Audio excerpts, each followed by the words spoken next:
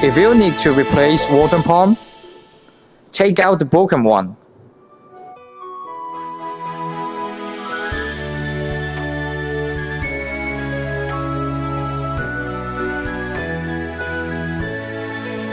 And then cut the power cables of it.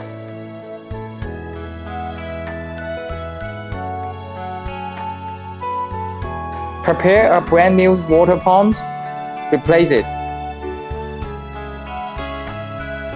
Connect with the water pump.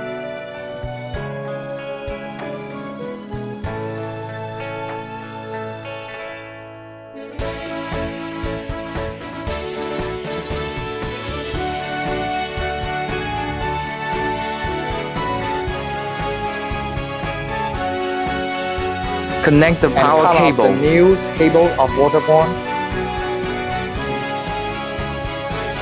After finish connecting the cables, and then put it back to the previous position.